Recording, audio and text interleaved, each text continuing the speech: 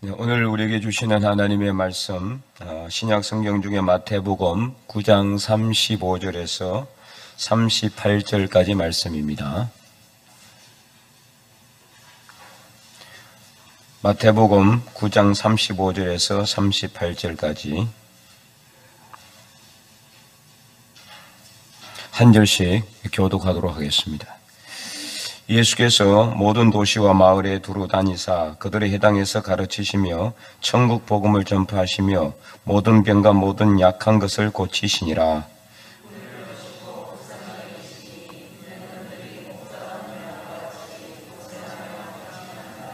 이에 제자들에게 이르시되 주수할 것은 많되 일꾼이 적으니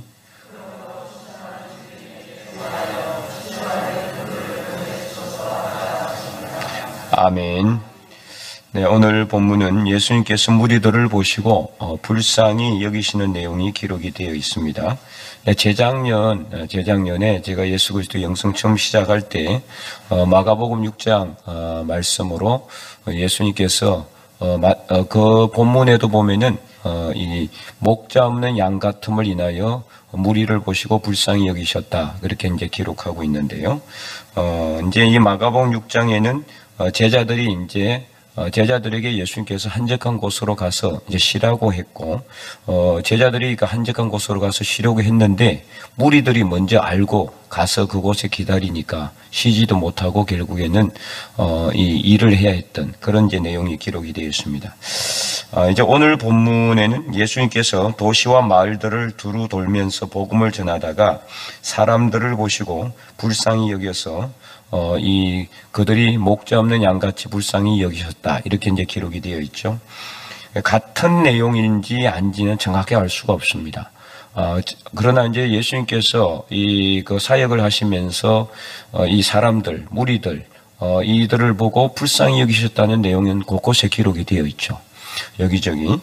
그래서 오늘 본문에 나와 있는 이 말씀은 예수님께서 복음을 전하다가 복음을 이제 들어야 되는 사람들, 복음을 전파돼야 될 그 지역이 너무나 많고, 그렇다고 해서 예수님께서 그곳을 다 다니면서 다 전파하기는 힘들고 어려운 상황이고, 3년 동안의 그 공생의 사역 기간 동안에 예수님께서 복음을 전했지만은 그럼에도 여전히 복음을 들어야 하는 사람들이 많이 있었다라는 거죠. 그래서 37절과 38절에 보면은 예수님께서 무리를 보시고 불쌍히 여기셔서 그들이 목자 없는 양과 같이 고생하며 기진함을 보고는 그들에게 필요한 이렇게 양식을 준다든지, 그들이 병들어서 이렇게 힘들어하니까 병을 고쳐줬다든지, 귀신이 들려서 괴로워하니까 귀신을 내쫓아줬다든지, 그런 내용이 기록되어 있는 게 아니에요. 우리 생각하고는 너무 다른 거죠.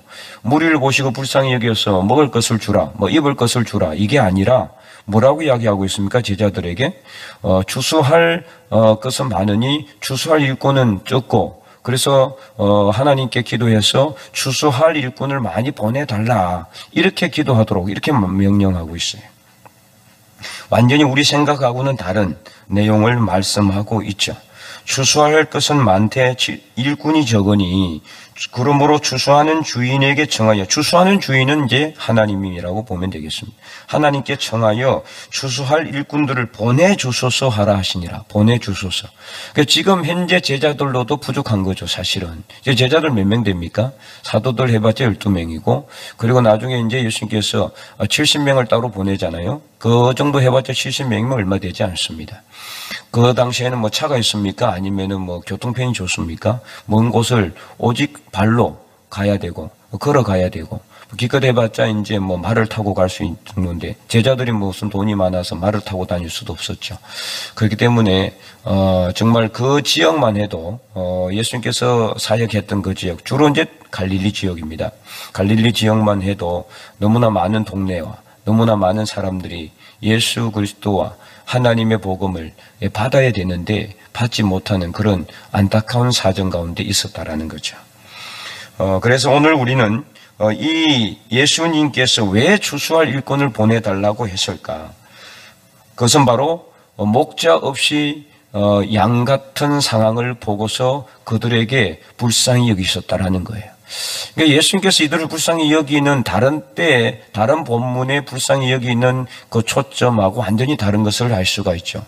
그들이 못 먹고 못 입고 가난하고 헐벗고 힘들어하는 것으로 인해서 불쌍히 여긴 게 아니에요. 그것은 어떻게 보면 우리 인간적으로 보는 불쌍히 여기는 마음이죠. 그렇잖아요?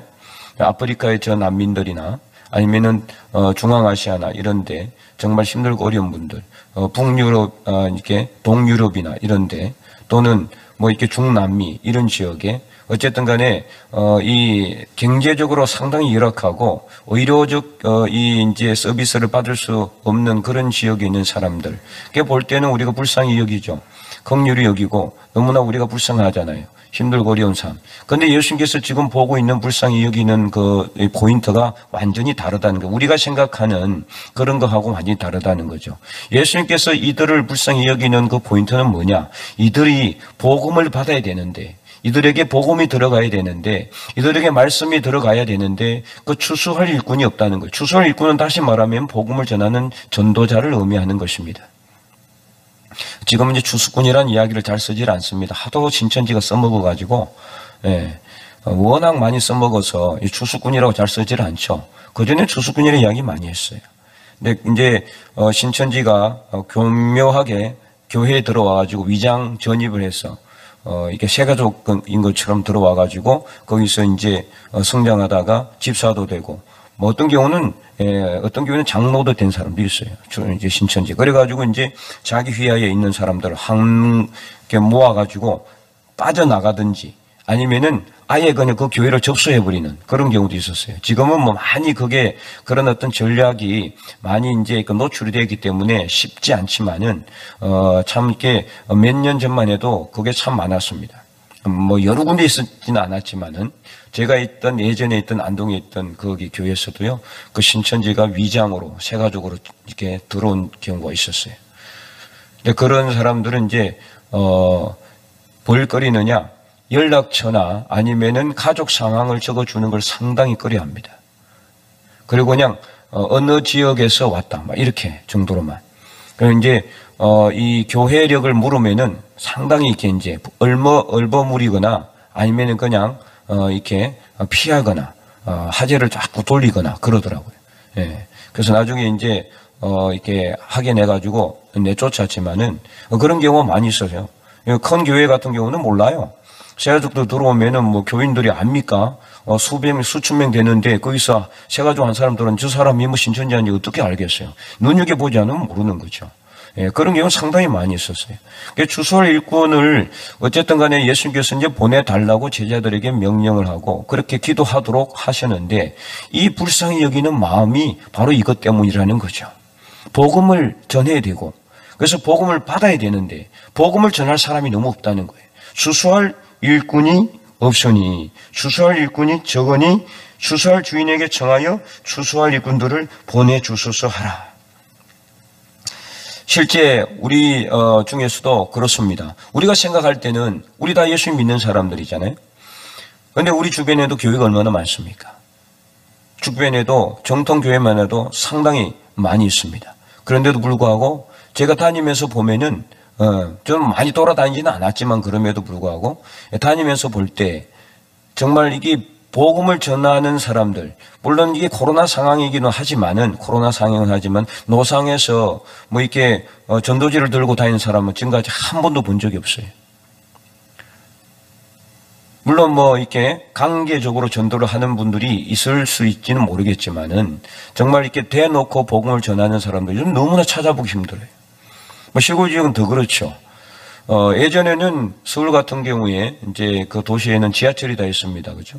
그 서울 같은 경우는 뭐 지하철이 뭐 11호, 2호, 지금 몇 호선까지 있어요? 안 가본 지 하도 오래돼가지고 몇 호선까지 있는지. 제가 옛날에 학교 다닐 때는 2호선 있었거든요, 2호선. 1호선 국철, 2호선 순환선이에요, 순환선. 빙빙 도는.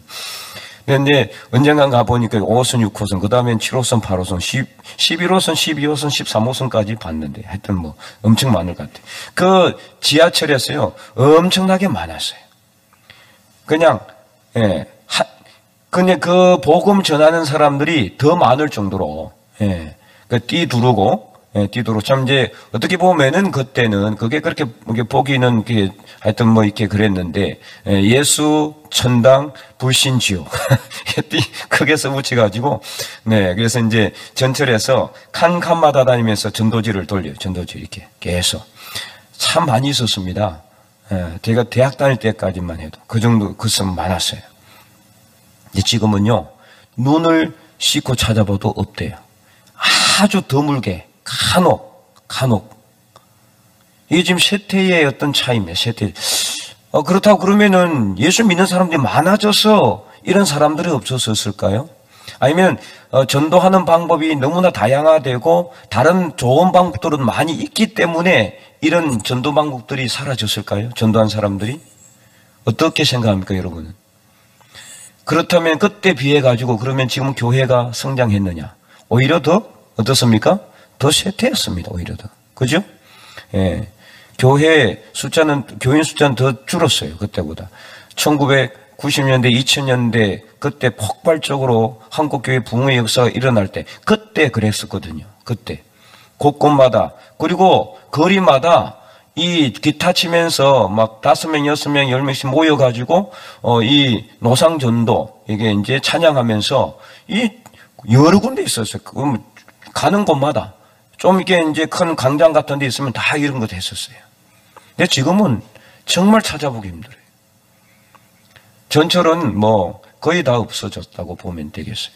아주 일부 사람. 그래서 그런 사람들 오히려 그냥 골수 막 이렇게 그런 어떤 신도로 이렇게 막 낙인 찍히고 그렇게 돼 있는 그런 상황이 있죠.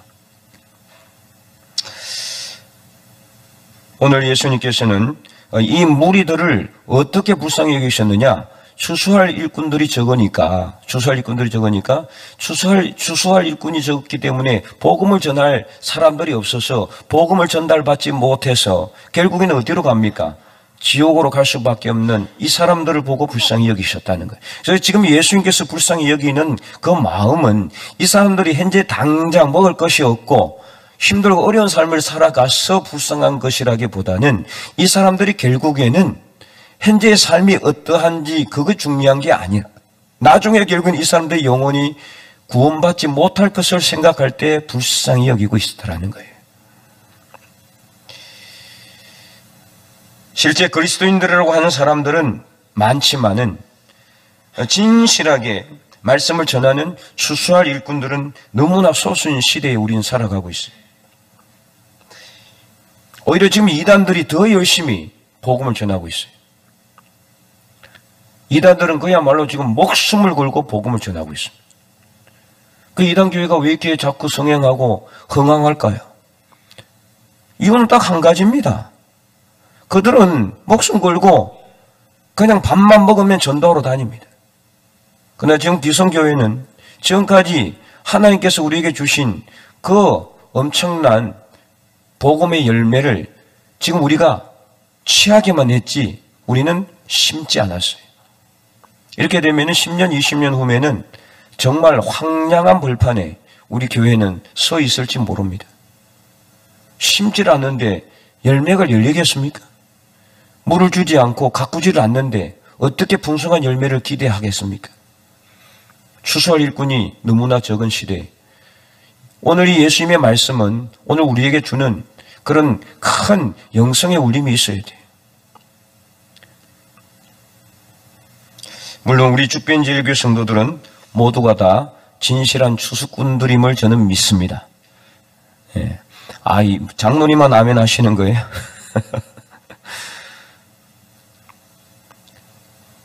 우리가 오늘 이 말씀을 읽으면서요, 오늘 이 시대의 이 교회의 위기는 정말 이 예수님의 말씀대로 돌아가지 않는 것이 위기다. 이것을 알아야 됩니다. 예수님 말씀대로만 살면은 아무 문제가 없어요. 교회는 더 부흥될 수가 있어요. 그런데 말씀대로 살아가지 않아요. 외적으로 또는 우리 교회 내외적으로 어떻게 보면은 한국 교회는 사실 상당히 배가 불러 있는 상태. 다른 유럽이나 미국 같은 그 선진국형의 그 교회들은 이미 쇠퇴의 길을 걸어가고 있는데 아직까지 뭐 우리는 쇠퇴기가 아니라고 생각하는지 모르겠어요. 그러나 지금 우리는 위기예요. 우리 권사님 기도를 했지만은 교회 학교도 보세요. 한 10년 전에 비교해가지고 지금 교회 학교는 어떻습니까? 더 부흥했습니까? 물론 외적인 여러 가지 구조적인 문제가 있어요. 일단은 출산율이 줄어들었고 실제로 학교 학생 수가 많이 줄어들었고 여러분 가정도 마찬가지잖아요. 1명, 2명 자녀들도 많이 나오면 1명 많이 그것도 어느 정도 더 있으면 2명 진짜 많으면 요즘 3명 이상이면은 뭐라고 합니까? 다둥이라고 그래요. 다둥이. 그래가지고 대학 등록금도 다 무료랍니다. 무료. 3명 이상이면. 참 이런 시대에 우리는 살아가고 있어요. 한 20, 30년 후면은 우리나라에서 가장 초고령 시대에 접어들고 있는 그 자치기 기관이 어디냐면은 어딜까요? 여기서 뭐 그게 멀지는 않지만 그렇게 가깝다고 할 수는 없는 경북 지역에 있습니다. 바로 의성군이에요. 의성군. 그래서 이제 노령화 비율에 비해 가지고 출산율이 더 떨어지는 거예요. 쉽게 말하면은 어른들 10명이 이렇게 이제 있으면은 그 10분이 예를 들어서 다음 해에 이제 뭐 이렇게 이야기하면 좀 그렇지만 돌아가셔야 되는데 안 돌아가는 거예요. 안 살아 계시는 거예요. 너무나 지금 초고령화 시대에 접어들었기 때문에. 그런데 그러면은 최소한 10명을 낳아야 돼. 애기를. 그죠? 그래야 이게 똑같이 이제 유지가 되는데 안 놓는 거죠. 출산율이 5명이라. 그러면 10명이고 5명이잖아요. 안 돌아가시는 분들은 이렇게 어른들은 많아지고 출산율은 줄어드니까. 그럼 결국에는 어떻게 됩니까? 20, 30년 후면은 그 어르신들은 어쨌든 연세가 들어서 다 돌아가시는데 그 어르신들, 돌아가시던 어르신들이 너무 많은 거예요. 그런데 지금 태어난 아기들은 너무나 적은 거죠. 결국에는 나중에 어떻게 역전되는 거예요. 그래서 이제 역피라미드 구조가 생기고 역피라미드 밑에 나이가 적을수록 적고 나이가 많을수록 많아지는 거죠. 이걸 초고령화 시대, 초고령화라고 그럽니다. 그러니까 의성이 그런 지금 구조에 있다고 그래요. 그러니까 30년 정도 후면은 30년에서 50년 정도 후면은 의성은 거의 이제 사라질 수 있다. 이런 진단이 있었는데, 근데 아주 이제 이렇게 안 좀 부정적인 그런 이제 그 상황일 경우에 그렇죠. 뭐 지금 뭐 예를 들어서 의성에 뭐 젊은 사람들이 많이 들어가서 출산율이 많이 높아지게 되면은 그러지는 않겠지만은 이런 구조적인 문제도 있지만은 그러나 어떻습니까? 어쨌든 간에 지금 교회 학교 학생 수들이 너무나 줄어들었어요. 다행히 우리 교회는 아동부는 계속해서 보니까 저번에도 보니까 새 친구들이 등록을 하고 그런 참 감사한 일이 있지만은 우리 중고등부는 너무나 약해져 있습니다. 청년부도 물론 뭐 그저 그런 대로 우리가 유지는 하고 있지만 그 중고등부가 이제 늘어나지 않으면은 청년부도 노령화되는 거예요. 결국에는 나중에 40대 청년들이 생기는 거죠. 그래서 우리가 지금 예수님께서 말씀하신 이 불쌍히 여기는 것을 우리가 어떻게 받아들여야 되느냐. 이 세상 안 믿는 사람들에게 복음을 전할 사람들이 너무나 적다는 거예요. 복음을 전할 사람들이. 추수할 일꾼들이 적으니 추수할 일꾼을 보내주소서. 이렇게 예수님께서는 제자들에게 기도하라고 말씀하고 있습니다. 이들을 불쌍히 여기는 마음, 그것은 바로 복음을 듣지 못해서 멸망의 길을 갈 수밖에 없고 죽음의 길을 갈 수밖에 없고 그래서 결국에는 지옥으로 갈 수밖에 없는 사람들을 봤을 때 이들을 불쌍히 여기는 마음을 우리가 가져야 되는 겁니다. 예수님처럼. 하나님께서 우리를 불쌍히 여기지 않으셨다면 오늘 우리가 이 자리에 없었던 것처럼 오늘 우리도 그들을 불쌍히 여겨야 된다는 거죠. 그래서 불쌍히 여기는 마음을 우리가 가져야 되는 거예요. 사랑하는 성도 여러분, 올 한 해 이제 밝은 지가 벌써 4일이 지나가고 있습니다. 올해도 우리는 하나님의 백성으로서 하나님께서 우리를 불쌍히 여기셔서 먼저 우리를 불러주신 것처럼 올 한 해 우리가 정말 많은 것을 심고 그래서 예수님을 몰라서 하나님의 말씀을 몰라서 죽음으로 갈 수밖에 없는 세상에 안 믿는 많은 사람들을 바라볼 때 그들을 불쌍히 여기는 마음을 가질 수 있기를 간절히 소망합니다. 그래서 그들을 향해서 복음을 전하고 그들을 위해서 기도하고, 그래서 우리가 다 함께 손잡고 예수 그리스도 하나님의 제자로서의, 예수 그리스도의 제자로서의 삶을 살아가는 저와 여러분이 될 수 있기를 간절히 소망합니다. 그래서 복음을 전할 추수할 일꾼으로 우리가 보내달라고 기도해야 되겠지만, 우리가 먼저 추수할 일꾼들이 되어서 열심히 복음을 전하는 하나님의 거룩한 백성들이 다 될 수 있기를 주님의 이름으로 간절히 축원드립니다.